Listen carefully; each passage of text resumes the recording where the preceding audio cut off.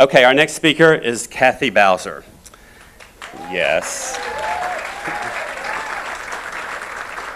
Kathy holds a double major in education and theology. She taught for 10 years before she switched to the nonprofit world and worked for many, many years for the March of Dimes in fundraising and volunteer development. She was called to be the pastor of Celebration on the Lake Church, many of you are familiar with, and I think some of you here are members of that great congregation. Where she has served, I remember when it was announced, I can't believe it's been this long, she's served there for 10 years already. We're getting old, time goes quickly. She recently announced her retirement from that ministry as of next month. She has been a recipient of the Extra Mile Award, and she was presented with the prestigious Kuchling Humanitarian Award in 1997 at the Dallas Black Tie Dinner. And on a personal note, Kathy and her lovely partner, who is now her wife, have been together for 30 years. Kathy and Fluffy were married in San Francisco this past February. So, Kathy Bowser, welcome to the stage.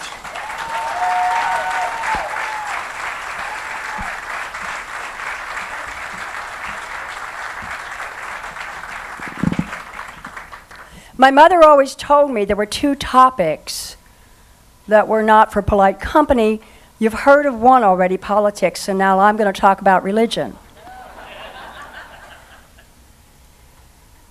Thank you all very much for having me tonight, and I thank the board and Mike Grossman and everyone who has been involved in this incredibly important work of the oral histories.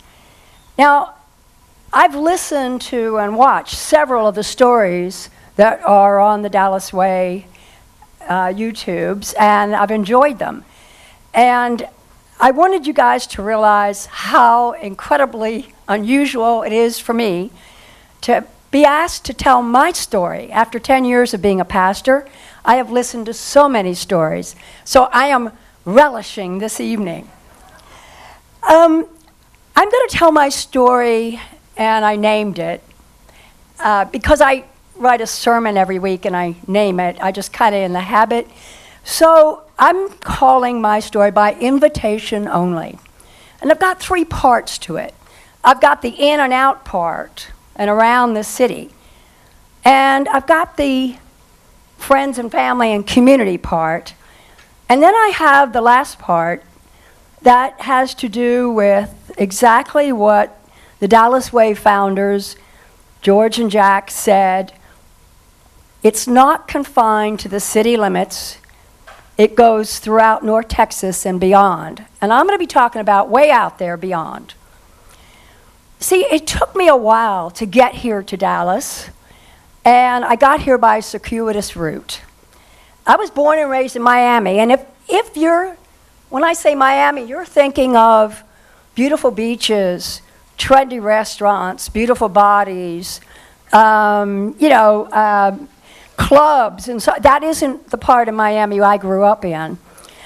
Our family was so traditional, it could have been Des Moines, Iowa. 12 years of Catholic school, that's for starters.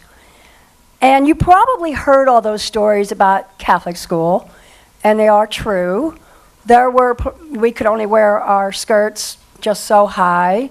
When you danced with a boy at the senior dance, you couldn't get too close or Sister Chaperone would break it up.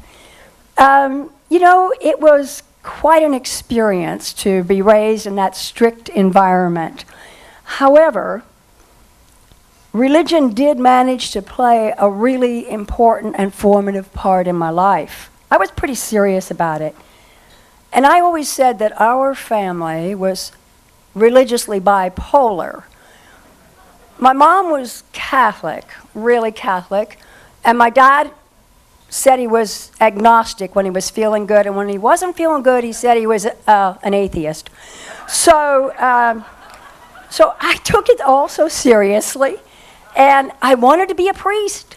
And my mother explained to me that, no, that wasn't going to happen. It's impossible because you're a girl. But I kept praying and praying that by the time I graduated from high school, they'd let girls be priests. Well, now, After graduation, I entered the convent. It wasn't enough to have 12 years of Catholic school.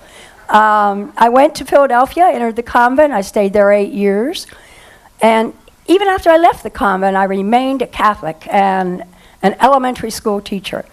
And I got involved in teaching Sunday school in a migrant labor camp, started organizing a little bit in the community, volunteering for Cesar Chavez's organization La Raza, and became a lettuce boycott coordinator in Broward County, Florida.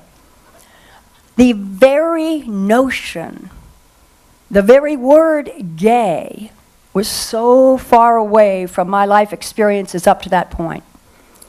And then I met her. I was volunteering in the migrant program, and I met a woman like no other woman I had ever known. And it wasn't fluffy. I'll tell you that story in a minute. She was a bit wild. She was very irreverent. She was bold, outspoken, and strong. But here's the real ticket, y'all. She could drive a double-clutch diesel truck.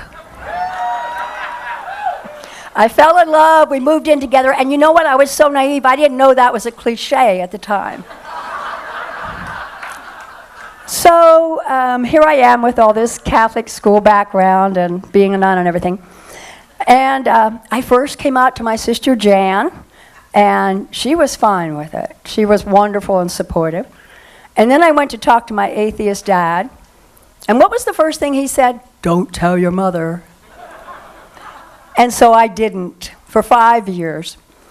And when I finally did tell Mom, after I gave her a couple of glasses of wine and made sure she was feeling really comfortable, she told me that she accepted me, but she did not approve and could not approve as a good Catholic.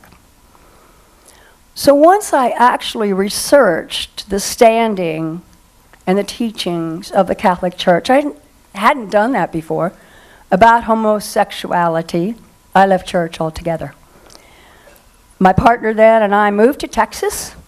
We went to Houston, and I didn't want to teach anymore, so I got a job with the March of Dimes, raising money. We met a few more gay people, but I had not yet gotten involved in the community. You know, the great Chinese philosopher said, that would be Confucius, said that I hear and I forget, I see and I remember, I do and I understand. And I think that is the value of volunteering, getting involved, doing in the community. The March of Dimes transferred me here, and I am so grateful that they did that. I would have spent my life hearing and seeing and not doing. And I got the chance to find out about all these magnificent organizations that were doing so much. And I got a chance to meet these incredible leaders here in the Dallas and Fort Worth area.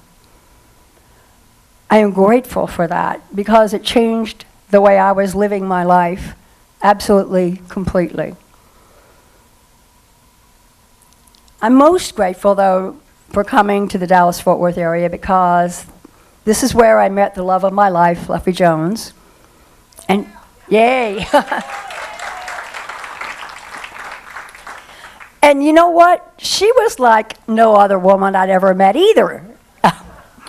But she was at the other end of the spectrum compared to that first one.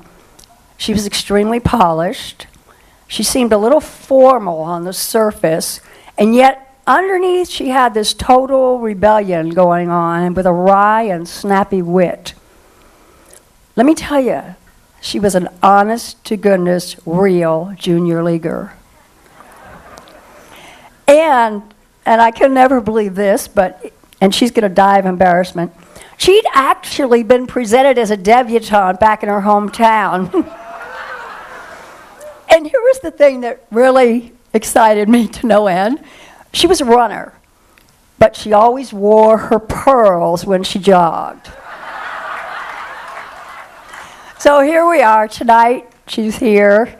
And like many of you, we've done all the ways to cement our commitment to each other, including marriage, as Steve mentioned. My involvement in the Dallas gay community began by invitation. It all began when I recruited a couple people who were pals of mine, Emma Colquitt and Steve Herkerson, and I asked them to help us out because it was the March of Dimes' big fundraising time for the walk. They turned around and invited me to participate in the AIDS Walk, the AIDS Life Walk. We organized a team. We called ourselves the Sleepwalkers. We did walk in our jammies. We thought that was so cute. But it was a prophetic name because really and truly, I still didn't have an understanding at all about what was happening with AIDS and what the discrimination was and the marginalization of gay people was all about. I was in the life, and I was out only to my family and just a few gay friends and very, very few straight people. From that beginning, I was then invited to volunteer at OLCS in 1987, and I continued there volunteering for about 10 years in many different capacities. Fundraising, going on the board, becoming the board chair. And when Terry Stone resigned and found a job in Oregon, I headed up the search process for finding a new executive director. About this time, then, an unbelievable experience of I had a family invasion. My sister moved out here. She met a woman. She came out. They've been together 31 years. And she and her lovely wife, Linda Taylor, are here tonight. Then my mom and the man partner that she had, Adam, moved out here. No, my mother never came out. It didn't happen. But here's what my mother did. They moved out here to be with us, and this was the woman who accepted me but could never approve. The next thing I knew, Mom was involved in the Life Walk for AIDS. She was there for the very first year of Emma's Elves and every year after that. We drove all over South Dallas delivering toys, clothes, gifts. She talked to the families, found out all about them. But then she started going out with us to the bars. Really. And she loved dancing because gay men know how to dance, she said, and she was so happy with that. At the end of the evening, several times, Mom was the one who got, quote, picked up to go for breakfast. But you know what was happening here was that a lot of people wanted to talk to her. They wanted to ask her about how she really felt about having not one but two lesbian daughters. And they wanted to tell her about their relationship with their own moms or their families of birth. Mom always looked forward to those special occasions. She always went to the Extra Mile Awards and black tie dinners when she could. My mother went from saying, I accept but don't approve, to becoming a virtual belle of the ball in our community. I'm deeply grateful for all the opportunities that I had in Dallas and the chance to meet and get to know a widening circle of powerful men and women who led the organizations. I have a long list of people that I admire, and I have a long list of people that have had an incredible impact in my life. Meeting all these folks had another outcome, though. I was invited to get more involved with several other organizations serving our community. Leadership Lambda, many of us remember that. The Women's Chorus of Dallas, I worked with fundraising. And I was on the board. Black Tie Dinner, we were table captains for many, many years. And I even got invited to to do a management assessment for the board of the Turtle Creek Corral. So I got to see what the Dallas way was in terms of flesh and bone, in terms of determination and energy. I got to find out firsthand what it meant to be dedicated, to be committed, to know that you could make a difference by, even if you didn't know how, you could try. It's hard to believe, however, that after all this, I still wasn't totally out. I wasn't out at work. And now I was managing people in their 20s. And I remember this one day, this young woman in her 20-something, she was one of the staff. We were having our one-on-one update. And she looked at me and she said, "Kathy, you're going to be 50 soon. Who cares if you're gay?" And I was like, ugh. We all know anywhere, and what's the big deal anyhow anymore? What are you worried about? I have no recollection what we had been talking about that led her to say this. I can't remember. I just remember those words. And she probably has no idea that her comments freed me for the first time from that silence and that pretending. And after that, I was out, completely and really out.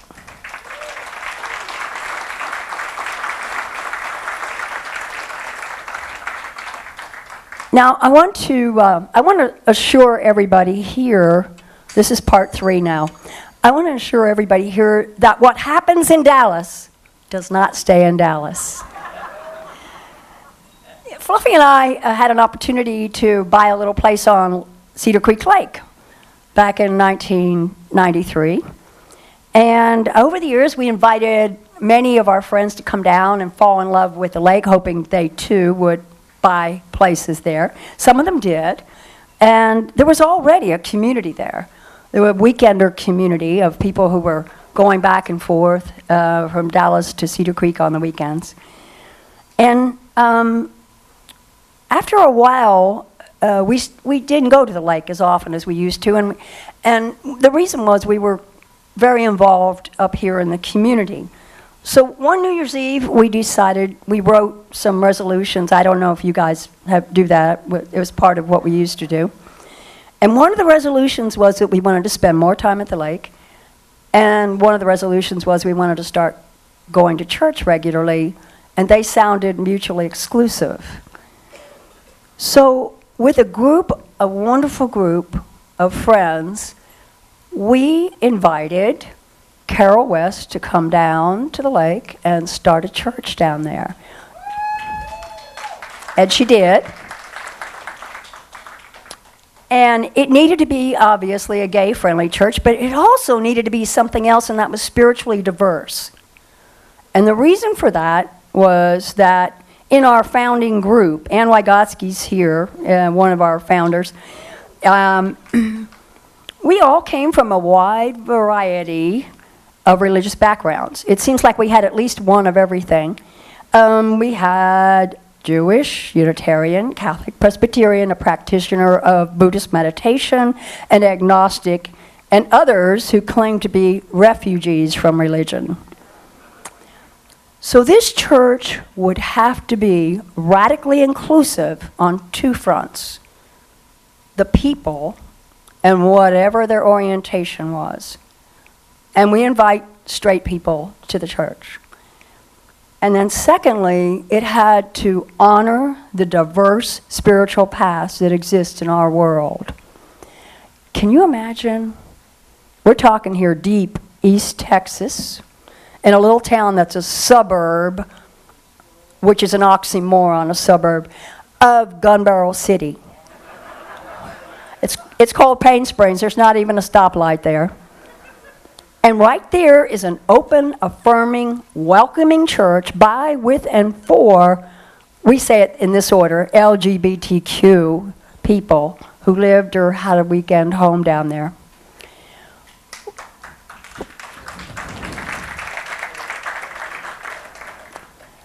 We had this little storefront place. It was pretty bad, but that's where we met. We set up some chairs. We had church. Carol West came every Saturday. We took turns paying the rent. It was $450 a month. And we grew from the 6 founders to about 35 very quickly under her leadership.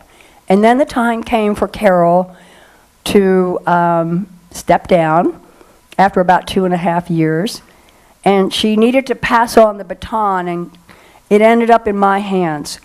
And with Carol's departure, the congregation had to call someone to be pastor. Well, they figured since I'd been a nun, maybe I might know something about church. They were wrong. I didn't know anything about church. It had been a long time since I had seriously gone to church. And one thing that we need to know is the nuns in my day, when I was a nun, had nothing to do with the running of the church. They taught little children, or they did nursing in Catholic hospitals. So my inexperience was readily apparent. And when we dropped all the way down to 9 people coming to church, we thought about giving it up. And we wondered if that's what we really should do. Shutting down that storefront, packing up the chairs. And I'm not sure to this day why we kept on going, except that we had the firm belief and understanding that this church in this lakeside, rural, conservative East Texas community was needed by so many who had been shunned, excommunicated, damned, hurt, and burdened with guilt and shame for the rest of their lives by all those other churches that they had grown up in. And we had to be there. So we stuck it out. What I lacked in theology, however, as the pastor of the little gang there, I think I might have made up for it in the experiences that I had as a volunteer here in the Dallas area. I did know some things about raising money, and I did know some things about gathering a group together around something that was important. And when it came to preaching, I have to admit I was terrible. I'd done a lot of facilitating and presentations and given talks, but I had no idea what constituted a good sermon. But we kept on keeping on. And let me tell you how much this church meant to the people of Cedar Creek. When we were trying to get a loan to build the building, the banks weren't real sure they were going to take a chance on us. And so the one bank that said yes required guarantors. Our people stepped up, going to promise that they would guarantee this mortgage of the exorbitant amount of $165,000, which we thought was like $1 million, by their savings and even by their home. We never doubted after that guarantor experience how much this was needed. Since that time, the church has grown, and that darn old mortgage, we paid it off in January.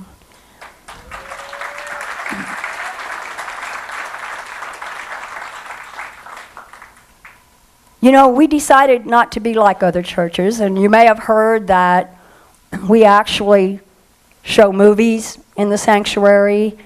We even have dinner events in there. We even allow people to bring wine and alcohol. Oh, I know. We've been holding something called the Red Tie Dinner for Valentine's. We dance right there in the sanctuary. And the question is, where else would our people go to have a gourmet meal and be able to dance with their beloved, their sweetie, on Valentine's? You may have heard also that we have drag shows in the sanctuary. It's true, we do. We do. And let me say this. We believe that since God is the giver of all talents and gifts, that the church should provide a wholesome place for those talents and gifts to be offered back to God. Just that simple. And I have to tell you about the first drag show. The first drag show that was done in our sanctuary, Emma, who's a member, and Joan, they're both members of our church, and Pat Stone and Donna Key are here, and a whole bunch of other people. Emma brought her elder aunt to the drag show, and it caused quite a bit of concern, and her elder aunt is from an extremely conservative religious background, but when a white guy in drag imitated Della Reese singing "How Great Thou Art," her dear little aunt stood up and she folded her hands in front of her and she began weeping quietly. I'll tell you what, if God doesn't smile on that, if God doesn't smile on us when we're doing the best we can with drag or whatever we're doing, then who is this God? We believe God does. So this interfaith LGBTQ church, it's an anomaly. It's thriving, growing, and serving out there in a very specific community and a very specific need there. It's doing well. And all I wanted to say was that we thank you for what we learned, for what you did to be part of making that happen, even if you didn't intentionally do it. You know, Mike Grossman has been out there a few times. He says he's coming for my last sermon. Hope you do, Mike. And his departed partner, George, used to come. And it is a place of refuge for our people. Now, one thing, and Ed referred to this, all this remembering and this oral history is wonderful and it's inspiring. The Dallas way should never be forgotten. And yet, unless we are inviting young people, unless we are involving them here and now, if we want them to take it from here, we have to get them, we have to invite them, we have to allow them to do it in their own way for the world as they see it. This is one of the things that we've tried very hard to do. And tonight we invited our young people to come here because you know what? They don't know these stories. And they're next up. So it's up to them to take it if it's going to go anywhere. Thank you.